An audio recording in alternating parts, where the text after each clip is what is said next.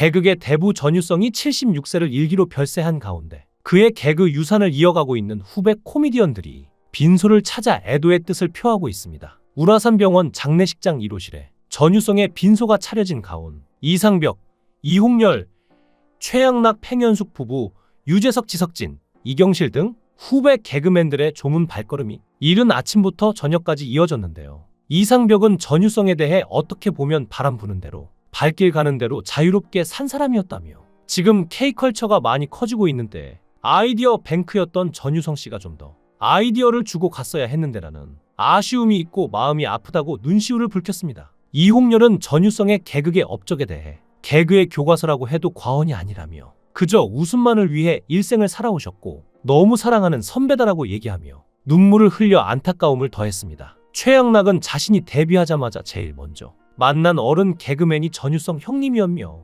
전유성 형님이 개그맨을 안 만드셨다면 지금 자신은 개그맨을 당연히 할 수가 없었을 거고 아내 팽현숙 씨도 못 만났을 것이라고 전유성과의 일화를 전하며 감사를 표시했는데요. 빈소 앞에는 이마룡, 김준호, 김지민 부부 등이 근조화환이 자리하며 개그의 대부가 남긴 족적을 엿볼 수 있게 했답니다. 특히 고인과 지난 1993년 재혼해 약 20년간 부부로 살았으나 2011년 헤어졌던 진미령은 근조화환을 보내 추모의 뜻을 표현해 주목을 받았는데요. 화환에는 삼가 고인의 명복을 빕니다라는 문구가 적혔죠. 전유성과 진미령은 결혼식은 올렸지만 혼인신고를 하지 않아 사실혼 관계였는데요. 이런 진미령마저 근조화환을 보냈으니 전유성이 생전에 얼마나 존경받은 사람이었는지 어느 정도 가늠이 된다는 사람이 많았죠. 실제로 전유성 덕분에 연예계에 데뷔한 사람도 많은데요. 배우 한채영을 캐스팅한 것도 전유성인데 미국에서 생활하던 한채영은 고등학교 졸업 후 친구들과 한국에 놀러 갔었는데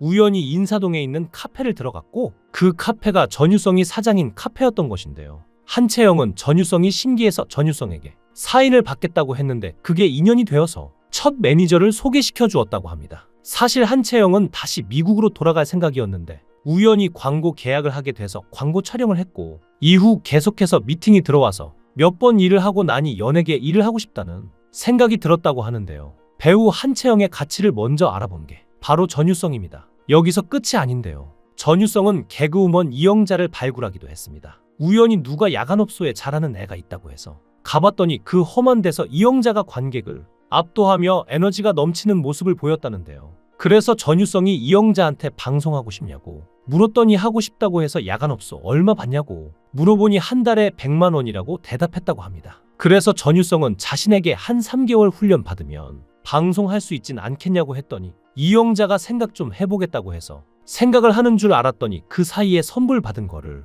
업소에 다 돌려주고 정리했다고 하는데요. 이후 전유성은 이영자를 MBC에 소개해서 같이 출연하게 됐는데 2주 만에 빵 뜬 것이었죠. 살아 살아 내 살아 등의 유행어로 히트를 쳤고 갑자기 이영자의 출연료가 1000만 원이 되며 몇십 배나 올랐다고 합니다. 그리고 어느 날 이영자는 전유성에게 고마움을 표시하기 위해 3천만 원을 들고 찾아왔다고 하는데요. 자신은 3천만 원을 써서라도 방송에 출연하고 싶었는데 그걸 해줬으니 전유성에게 감사함을 표현하고자 하는 것이었죠. 결국 전유성은 이 돈을 받지 않고 나중에 연예인 되고 싶어하는 사람이 있으면 그렇게 도와주라고 했다는데요. 그래서 이영자가 방송인이 되고 싶었던 홍진경을 아무런 대가 없이 도와주었던 것 같습니다. 또 김신영의 가능성을 처음 알아차린 것도 전유성이었는데요. 김신영은 전유성이 교수로 있던 예원대학교에서 코미디를 공부했는데 이후 그는 전유성을 깍듯이 모셔왔다고 합니다. 전유성은 그런 제자에게 힘이 되는 말을 누누이 했는데 김신영이 다이어트와 공황장애 등으로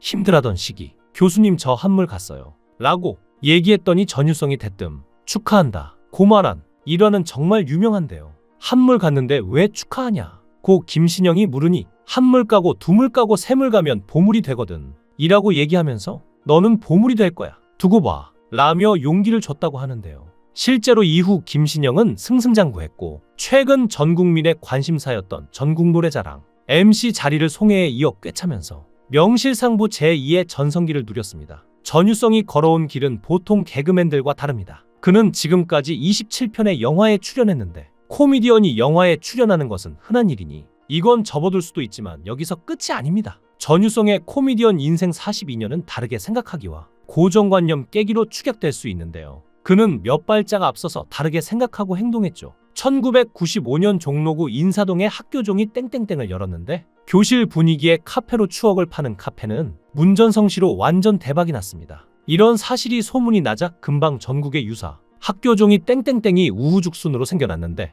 전유성이 연 카페는 대부분 성공했습니다. 2007년 정착한 청도에 카페 니가 쏟았제를 열었는데 내가 쏟았지 의 경상도 사투리를 활용한 재치 있는 카페 이름이죠. 전유성은 책을 쓰는 작가이기도 한데요. 1995년 컴퓨터 일주일만 하면 전유성만큼 한 달을 써서 저자로 이름을 날렸고 곧이어 PC통신 일주일만 하면 전유성만큼 한다가 오며 연이은 히트를 쳤습니다. 같은 해 조금만 비겁하면 인생이 즐겁다를 써서 독자들에게 비겁하게 살 것을 주문했는데 독특한 제목의 이 책 역시 한동안 베스트셀러에 올랐죠. 저자 전유성을 다시 보게 만든 것은 1997년에 출간된 남해 문화유산 답사기였는데 전유성표 유럽배낭 여행기로 2001년에 남해 문화유산 답사기 2가 나왔죠. 2007년에는 삼국지를 거꾸로 보는 전유성의 구라삼국지 시리즈로 10권이 출간했는데 이렇게 전유성이 쓴 책이 모두 33권이니 작가란 말이 어울리는 사람인데요. 여기서 끝이 아닙니다. 전유성은 코미디언 후배를 양성하는 선생이기도 하죠.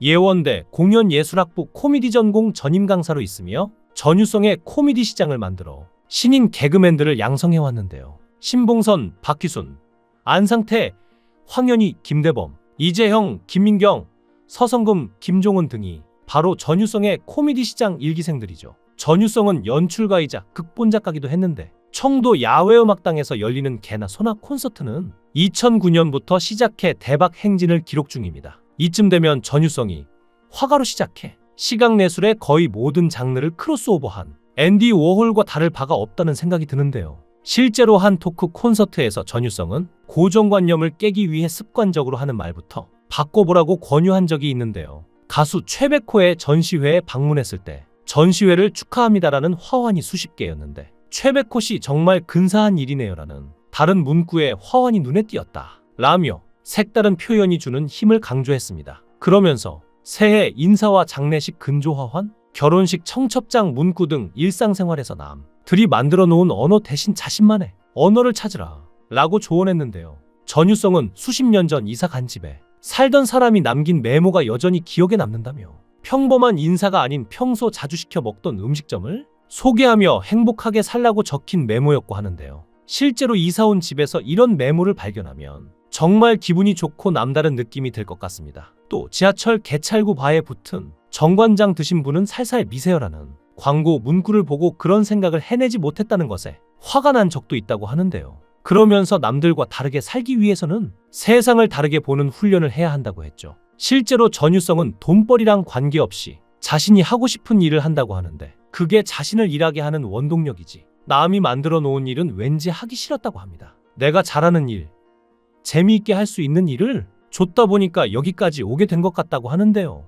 여전히 인생살이가 서투르다고 고백하는 전유성은 스스로를 음치도 몸치도 아닌 삼치라고 했죠. 지구에 처음 온 사람처럼 전유성은 내년에도 새로운 아이디어를 떠올리고 현실화시키느라 바쁠 예정이라고 했는데 그의 엄청난 아이디어가 계속해서 세상에 나올 수 있게끔 쭉 건강하길 바랐건만 결국 이런 소식을 전할 수밖에 없게 됐네요. 고인은 지난해 급성 폐렴, 부정맥, 코로나 등으로 건강이 악화돼 입원 치료를 받아왔습니다. 총 16kg가 빠질 정도로 힘든 시기를 보냈고 지난 6월에는 기흉 시술까지 받았죠. 최근에는 다시 병세가 악화돼 지난달 6일 예정돼 있던 부산국제 코미디 페스티벌 행사 참여를 취소했는데요. 결국 돌아가셨다는 소식이 들린 것입니다. 이제 고통 없는 세상 속에서 평안하시길 바랍니다. 삼가 고인의 명복을 빕니다.